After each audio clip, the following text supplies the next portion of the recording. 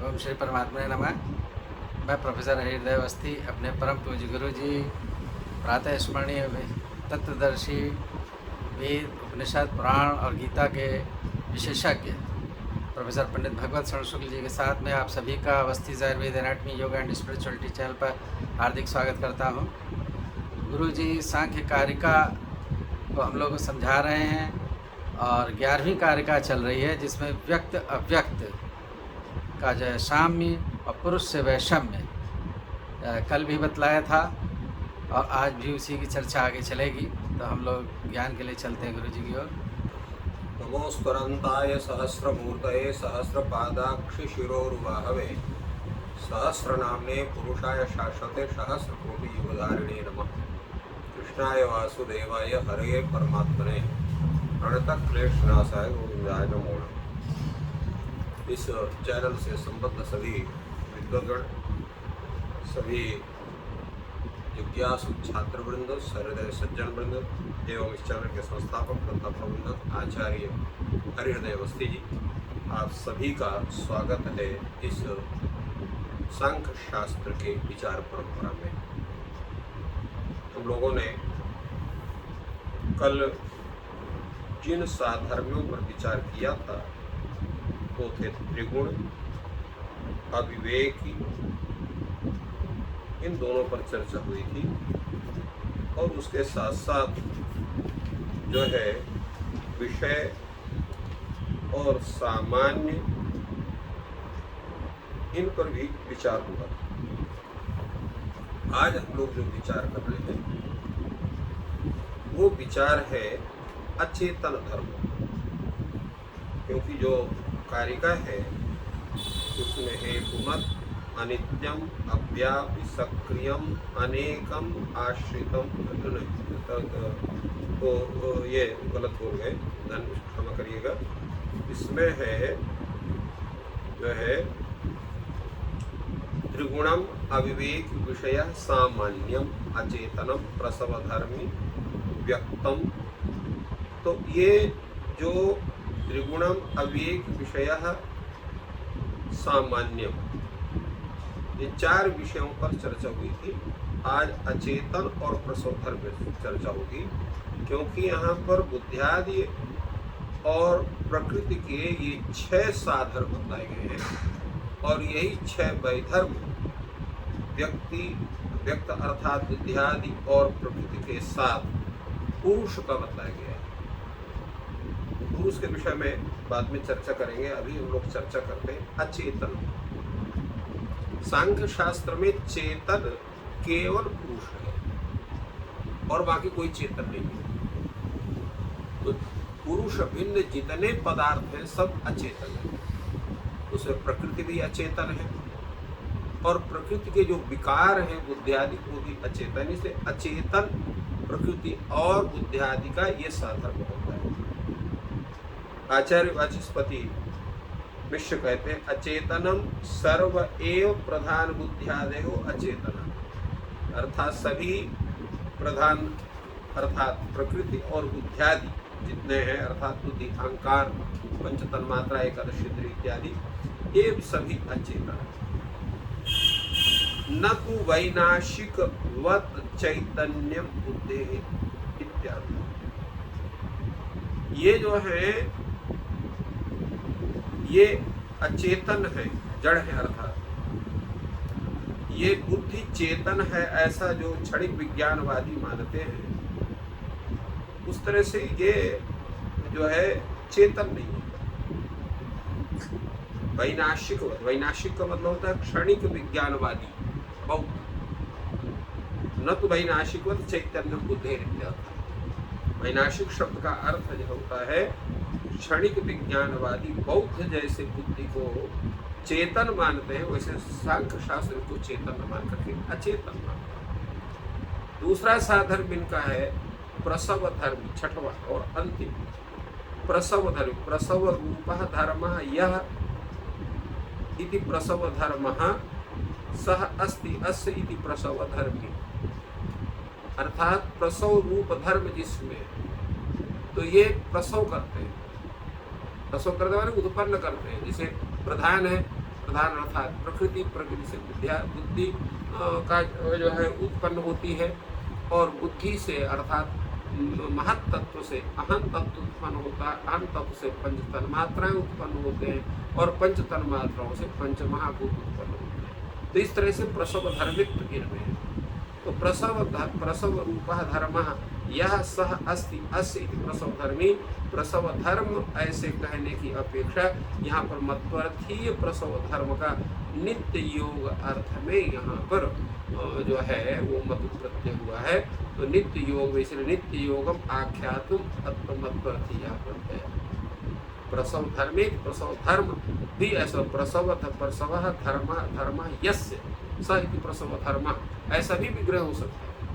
तो अब यहाँ पर प्रसव रूपा धर्म इति प्रसव धर्म अस्ति अस्य इति प्रसव धर्मी, ये अलग से यहाँ पर मतु प्रत्यय मतुवर्थक यहाँ पर अतिरिक्त से इन प्रत्यय करने की आवश्यकता क्या है?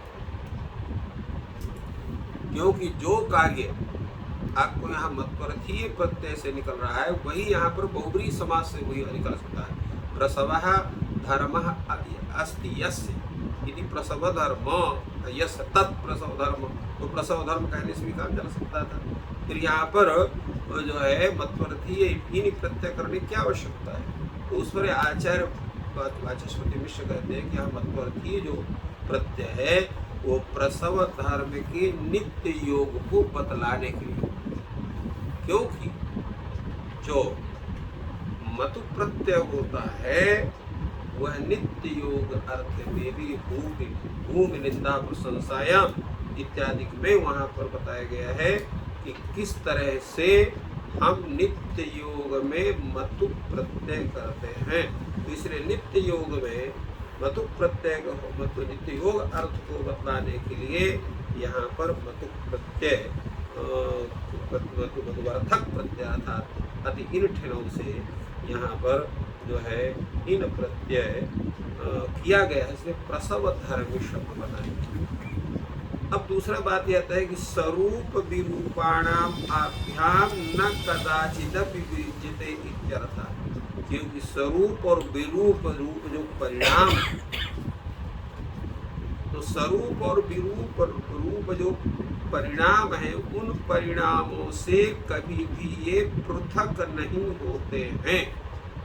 ये इनका कथन है आचार्य। नित्य योग का तात्पर्य होता है, नित्य योग माने कभी भी दोनों का अपने रूप से पृथक ना होना। स्वरूप विरूप परिणाभ्याम, जिनका स्वरूप परिणाम है अथवा जो विरूप परिणाम है, उन दोनों से कभी भी ये पृथक नहीं होते, कभी से जो है उन भिन्न परिणामों से कभी भी वियुक्त नहीं होते, पृथक नहीं होते। यही नित्य योग का तात्पर्य हो गया।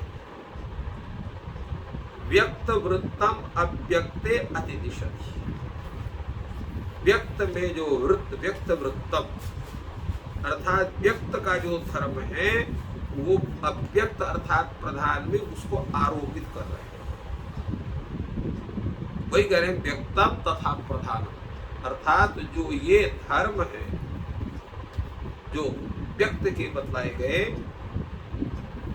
जो है कि वो व्यक्त जो है वो त्रिगुण है, अविवेकी है, विषय है, सामान्य है, अचेतन है, प्रसव धर्म है, प्रसव धर्मी है, ऐसा व्यक्ति।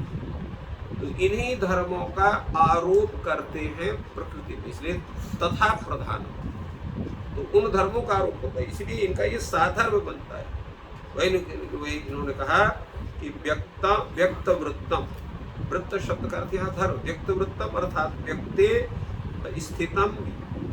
स्थितः यह धर्म स अव्यक्ते प्रधाने अर्थात प्रधान में प्रकृति में अतिदिशत उसका आरोप करते हैं, जिसे कहा तथा प्रधान। जैसे व्यक्त है अर्थात जैसे बुद्धियादि है वैसे ही प्रधान भी है, यथा व्यक्तम तथा अव्यक्तम। परंतु पुरुष कैसा है? ताभ्याम वैधर्म्यम पुरुषस्य व्यक्त और अव्यक्त से भिन्न स्थिति में पुरुष होते, इसलिए तद विपरीता च गुमान, गुमान माने पुरुष कैसा है? तद विपरीता अर्थात जिनके त्रिगुणम अविवेक विषया सामान्यम अचेतनम प्रसव धर्मी रूप ये जितने विशेषण हैं उनसे भिन्न स्थिति में पुरुष होता है, अर्थात पुरुष जो है निर्गुण होता है, विवेकी होता है, वो निर्विषय होता है, वो जो है विशेष होता है, सामान्य नहीं होता है, वो चेतन होता है और अप्रसव धर्म किसी को उत्पन्न नहीं करता। तो ये गुण जो हैं वो पुरुष में होते हैं, इसलिए कहा तत्प्रीतः पुमान्। इस पर विचार करते हुए बड़े सुंदर ढंग से बताते हैं। स्यादेत अहेतुमत्व नित्यत्वादि प्रधान साधर्म्यम अस्ति पुरुषस्य। पुरुष का साधर्म्य क्या है? अहेतुमत्व, नित्यत्व। नित्यत्व ये प्रधान का साधर्म्य जो है पुरुष में हो सकता है, क्योंकि जो है अहेतुमान जो है वो तो जो है पुरुष भी है और जो है प्रकृति भी है, क्योंकि प्रकृति भी किसी से उत्पन्न नहीं है, तो भी वो हेतु रहित है। और नित्यत्व है उसमें भी है, तो इसलिए यहाँ पर जो है हेतुमत्व और नित्यत्व आदि जो प्रधान के धर्म हैं वो पुरुष में हो सकते हैं। एवं अनेकत्वम व्यक्त साधर्म, और इसी प्रकार अनेकत्व जो साधर्म है वो ही पुरुष में हो सकते हैं। पुरुष भी अनेक है, अभी आगे बताया जाएगा कि पुरुष अनेकत्वम सिद्धम, पुरुष अनेकत्व क्यों सिद्ध होता है। और व्यक्ति भी अनेक है, व्यक्त का तात्पर्य बुद्धि, तो ये भी अनेक। तो ये व्यक्त के साथ साधर्म पुरुष का हो सकता है अनेकत्व रूप धर्म के आधार। तो जब प्रधान का साधर्म पुरुष के साथ अहेतुमत्व नित्यत्व आदि धर्म को लेकर के हो सकता है, इसी प्रकार अनेकत्व धर्म से को लेकर के व्यक्त के साथ साधर्म पुरुष का हो सकता है, तब फिर आप कैसे कहते हैं तद विपरीतः पुमान्, इनसे विपरीत पुमान् है। साधर्म तो मिल रहा है, तो तद विपरीत पुमान् है, ऐसा क्यों कह रहे हैं? उस पर कहा तथा च, इस पर कहा तथा च, कहा विपरीतः तथा च, माने विपरीत भी है और कहीं कहीं उनका साधर्म मिलता है। तथा च इति चकारो, चकार अप्यर्थ, तथा च में जो चकार है वो और अर्थ में नहीं है, अपि अर्थ में नहीं, और भी उसका है। क्या है? यद्यपि हेतुमत्वादिकम साधर्म्यम, यद्यपि हेतुमत्व नित्यत्वादि साधर्म ये जो है प्रधान के साथ हो सकता है, उसी तरह से अनेकत्व साधर्म वो व्यक्त अर्थात बुद्धि आदि के साथ हो सकता है, किंतु अन्य जो है त्रैगुण्य आदि जो है वो उसके विपरीत है। तो तद भिन्नताया जो है वही धर्म त्रैगुण्य का, तो निस्त्रैगुण्य, विवेकित्व, निर्विषयत्व, असामान्य अर्थात विशेषत्व और चेतनत्व और अप्रसव धर्मित्व, ये धर्म जो है वो पुरुष में है और ये धर्म जो है व्यक्त तथा अव्यक्त में नहीं। इसलिए इन दोनों का, इन धर्मों से वैपरीत्य भी बनता है, अर्थात दोनों का जो है वही धर्म उसके द्वारा सिद्ध होता है। तो इस प्रकार आचार्य वाचस्पति मिश्र जी ने इस कारिका के व्याख्यान में पूरे के पूरे बातों को उन्होंने स्पष्ट रूप से बताया कि कैसे व्यक्त तथा अव्यक्त अर्थात बुद्धियादि तथा प्रकृति के साधर्म है और व्यक्त तथा अव्यक्त का पुरुष के साथ कैसे वैधर्म है और किन अंशों में प्रधान अर्थात प्रकृति का पुरुष के साथ साम्यता है और किस धर्म से व्यक्त अर्थात बुद्धियादि का पुरुष के साथ साम्यता है। तो इस तरह से साम्य और वैषम्य भाव का इस कारिका में विशद रूप से विवेचन किया गया। तो इस प्रकार गुरुजी ने बहुत ही सरल शब्दों में व्यक्त अव्यक्त के साथ क्या साम्य है और पुरुष के साथ क्या वैषम्य है और कहाँ कहाँ साम्य प्रदर्शित हो रहा है उसका विश्लेषण किया। और आपका दिन शुभ हो, ईश्वर आपकी सहायता करें।